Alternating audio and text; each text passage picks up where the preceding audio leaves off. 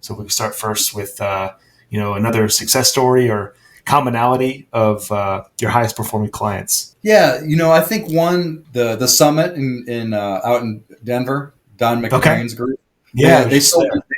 Yeah, they sold the main Mm-hmm. event. But Mm-hmm. one thing, when I was out there meeting with him, I remember Don saying, like, the most important thing is that you train people well and take care of them. A lot of the Mm-hmm. employees are new, it's their first job or second job. And he was like, I Right. don't believe like a lot of this, like the millennials don't want to work stuff. He's like, I don't believe that. Like it's like anyone Mm-hmm. else, but you have to have good training.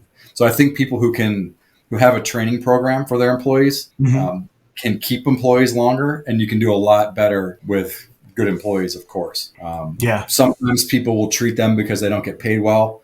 They'll just treat them like they're temporary and they're going to turn over in 6 months anyway and Yeah. churn through, and that's very costly. It So is.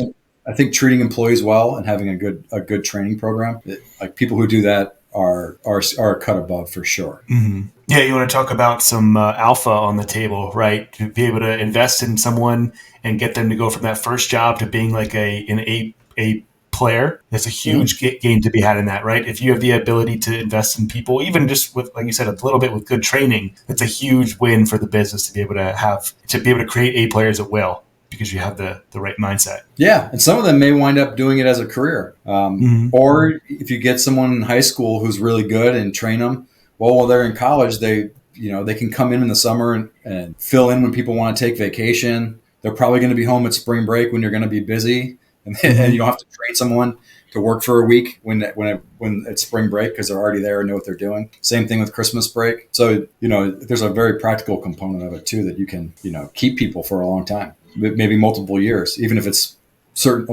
only on their breaks from college if they're a college student. Sure. Yeah, I think that churn and low retention is probably the largest hidden cost that isn't on a P&L that should be. Yeah.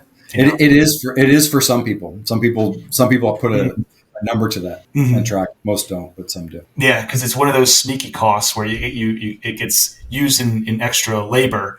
But it's really, if you could have fixed that hole in the bucket, you could reduce that significantly. Yeah. And when you're training someone, they're really not helping you that much, right? That's a cost. Right. Yeah. Exactly. And so when you churn, you're just getting that, you're paying that over and over. You never stop paying that. Right. Hey, did you like this video? Great. We make 10 of them a week. Subscribe to learn more and keep learning about what's working in the industry. Talk to you then.